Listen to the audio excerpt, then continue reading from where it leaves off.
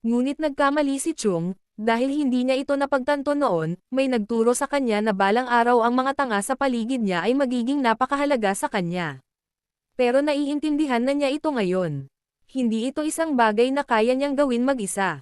Tinitingnan niya ang kanyang mga kasama at iniisip na kung ang lahat ng mga ito ay hindi kasama niya upang harapin ang lahat at isipin ang tungkol sa kung ano ang nangyari, kung gayon ay wala siyang napagtanto. Kaya nagpasalamat si Chung kay Tam. Lahat sila ay gulat na gulat at nagtataka kung nabaliw na ba siya at bakit siya naging mabait bigla. Ngunit napabuntong hininga si Chung at iniisip na hindi siya lalakad ng mag-isa.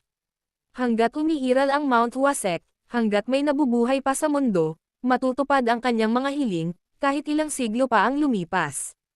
Kung paanong nananatili sa kanya ang kagustuhan ng kanyang kapwa-miyembro ng sect, mananatili rin sa kanya ang kagustuhan ng kapwa-miyembro ng sect. Tinatanong niya ang kanyang sahyong kung hindi. Isinalaysay ni Chung na hindi na kailangang maghintay sa nakaraan, dahil nabubuhay sa kanya ang kagustuhan ng lahat ng nagsasapanganib ng kanilang buhay upang protektahan ang Mount Wasek. Ang isang lakad lamang na may pangalan ng Mount Wasek sa kanyang likod ay magiging katulad ng paglalakad kasama ang kanyang mga kapwa-miyembro ng sect. Tumingin si Chung sa kanila at sinabi sa kanila na dapat silang bumalik sa Mount Wasek. Ngayon sa Mount Wasek, nagbasa ng sulat ang leader ng sect habang tinitiklop ito pabalik. Nagtataka siya kung bakit sila pupunta sa isang mapanganib na lugar tulad ng puntod ng mga swords. Ang sabi niya ay masyado silang gaaman. Sinabi ni Hong Sang sa sect leader na hindi niya sila dapat pabayaan ng madali. Sa pagkakataong ito, kailangan nila ng magandang aral. Galit niyang sinabi na sila ay mga aspeto na wala. Ang kanilang dating kaluwalhatian ay matagal nang nawala. Ngayon, isa lang silang kulto na nagsisimula pa lang, at ang mga estudyanteng iyon ang pinakamahalaga sa kultong ito. Dapat nilang malaman na ang kanilang kaligtasan ay higit sa kahalagahan ng kulto na kumikita. Sumagot ang sect leader na tama siya. Tiyak na sasabihin niya iyon sa mga lalaki kapag bumalik sila. Sumama si Angam sa pag-uusap, na sinasabing dapat na ang kredito, dahil marami na silang nagawa. Sa pagkakataong ito, natuwa ang sect leader at sinabi na dapat nila silang purihin. Iniisip ng leader ng sect na nakamit nila ang isang mahusay na gawain, at napakaraming nagbago. Nagtatapos din ang galit na mga ekspresyon ng Hong Sang. Maya-maya, bigla siyang nakaramdam ng malakas na enerhiya, at tumayo silang lahat. Parating na daw sila. Ang sect leader ay natuwa nang marinig ang balitang iyon. Lahat sila ay tumakbo patungo sa main door. Sinabi ni Hong Sang na napakabilis nila. Sa tingin niya ay tumatakbo sila rito. Ang sect leader ay nagsabi na dapat silang magmadali upang makabalik dito, dahil sila ay tumatakbo ng napakabilis. Iniisip ni Angam na maaaring wala sa klase ng mga pinuno ng kulto ang lumabas upang makipagkita sa mga nagbabalik na disipolo, ngunit natural na ipahayag ang kaligayahan ng isang tao, tulad nito. Sa wakas, dumating na ang ganoong araw.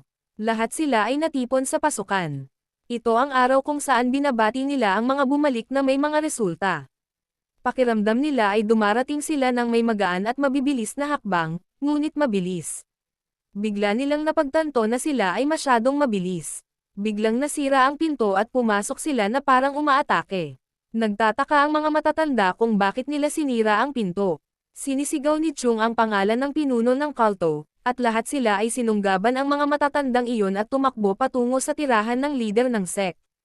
Binabalaan ni Nagul at Aisel ang iba na huwag lumapit, kung hindi, babarilan nila ang sinumang maglakas loob na lumapit. Nagtataka ang ibang estudyante kung ano ang nangyayari doon at kung bakit nila inagaw ang pinuno.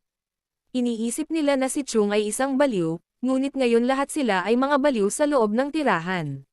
Nagsisigawan ang mga matatanda upang malaman kung ano ang sinabi sa kanila ni Chung at ng iba pa. Laking gulat nila nang makita ang manyawal. Sinabi sa kanya ni Chung na ilang araw na silang hindi natutulog para makarating dito mula sa Yaya, dahil lahat ng nakita nila ay mukhang magnanakaw, ngunit mabuti na lamang at hindi sila nahuli. Binanggit niya na walang nakakaalam na ang tableta na nasa kamay ng Primordial Energy Sect ay mula sa Mount Hua. Mukhang patay silang lahat. Pinupuri sila ng mga matatanda sa kanilang mahusay na trabaho. Binuksan nila ang kahon, at nagliwanag ang kanilang mga mata. Nararamdaman nila ang dalisay na halimuyak ng kalikasan pagkatapos ay binuksan ng ministro ng pananalapi ang pinto.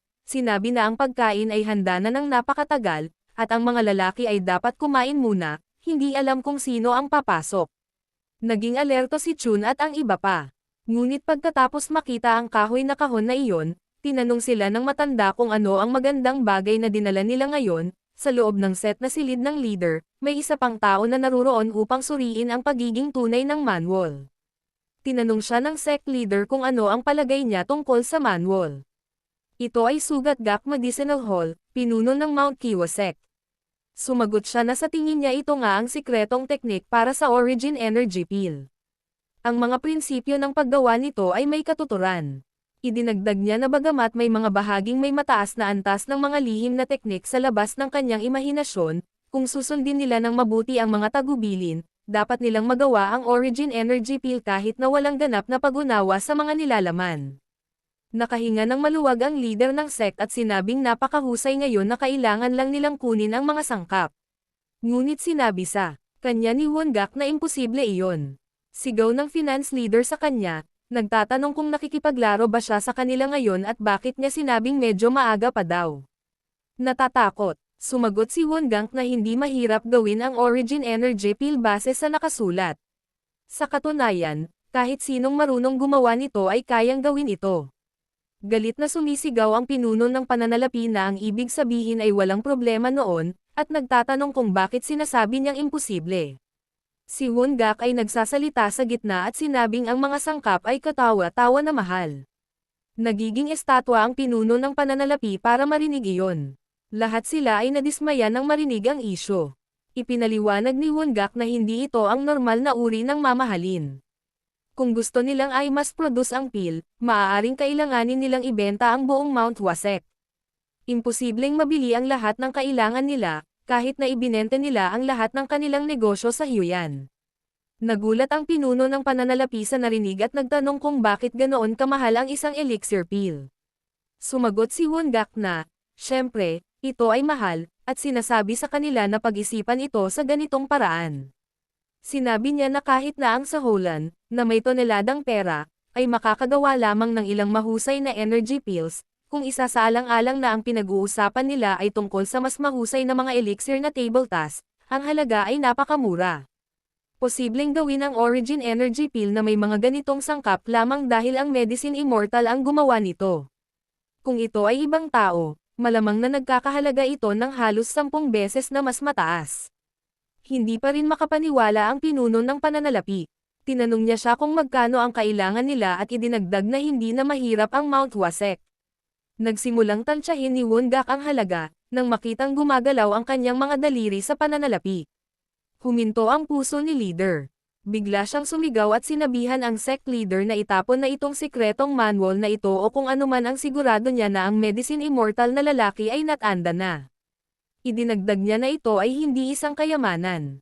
Ito ay isang lason. Kung nais nilang gumawa ng kahit isa sa mga ito, kailangan nilang ibenta ang lahat ng kanilang mga ari-arian sa Hiwi at kailangan nilang maging pulubi at sumali sa sekta ng pulubi.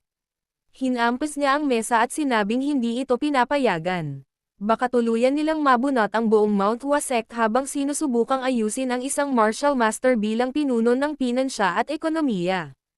Hindi niya ito papayagan. Nahihiya ang leader ng sekta na mapagtanto ang problema. Tinanong ni Chung kung sinasabi niya na pera ang problema. Bigla niyang sinabi na hindi na iyon ang problema. Pinunit niya ang kanyang damit at ipinakita sa kanila ang mga perlas. Ang lahat ay namangha nang makita ang mga phosphorescent pearls. Ipinagyayabang ni Chung na sila ay maruruming mayaman. Ang mga usapin tungkol sa Origin Energy Pill ay mabilis na nalutas sa tulong ng Yunhan Merchant Guild. Nakikita ni Huang Zhonghui ang pinuno ng pananalapi. Binasa niya ang listahan ng mga sangkap at nagtanong kung saan nila gagamitin ang listahan ng mga item na ito. Sumagot siya na ngayong natagpuan na muli ng Mount Wasek ang tantungan nito, iniisip nilang ipagpatuloy ang paggawa ng kanilang Plum Blossom Pills. Tinatanong ni Jiang Wei kung kailangan lang ba nilang bilhin ang nasa listahang ito. Sumagot siya ng oo, at kailangan niya ng tulong nila sa isa pang bagay. Sinabi niya sa kanya na subukang tiyakin na walang makakaalam na binibili nila ang mga item na ito, mangyaring. Tinatanong ni Jiang Wei kung bakit. Ang pinuno ng pananalapi ay tumugon na ang Jiang Wei ay isang walang awa na lugar. Ang Mount Hua sect ay tumatanggap na ngayon ng maraming atensyon mula sa maraming sekta. Nagkaroon na sila ng malaking paghaharap kay Jiang at sect at isa pang maliit na insidente sa Wudang sect kamakailan. Iniisip ni Jiang Wei ang kanyang mga huling salita at nagtanong kung ang mga chismis na ang mga disipulo ng Mount Hua sect ay pumasok sa Sword Graveyard ay maaaring totoo. Sumasagot ang pinuno ng pananalapi na totoo ang mga ito. Sa totoo lang, naiintindihan na ngayon ni Jiang Wei kung bakit sila nagiging maingat. Sa palagay niya, sinasabi ng mga tao na ang mga disipulo ng Mount Hua sect ang nagligtas sa iba nang gumuho ang Sword Graveyard. May usap-usapan din na natalo nila ang ilang kilalang martial artists doon. Idinagdag niya na ang Mount Hua Divine Dragon ay pinalaki, lalo na madalas. Ang kanyang reputasyon ay muling tumataas pagkatapos ng Mount Hua at Southern Edge Sect Conference mula 2 taon na ang nakakaraan, kahit na ang mga chismis tungkol sa kanya na kapantay ng isang elder ng Wudang sect ay malamang na pinalaki. Siya ay malamang na mukhang hindi kapani-paniwalang sanay para ito ay kumalat ng napakalawak. Kung maririnig mo ang sinasabi na ang Mount Hua sect ay nagsisikap na gumawa ng sarili nilang elixir matapos na hindi magawa iyon sa buong panahon, ang bawat sect ay hindi maiiwasang maging maingat sa kanila. Iyon ay magiging lubhang nakakapagod para sa Mount Hua sect, kaya wala silang pagpipilian kundi itago ang impormasyong iyon.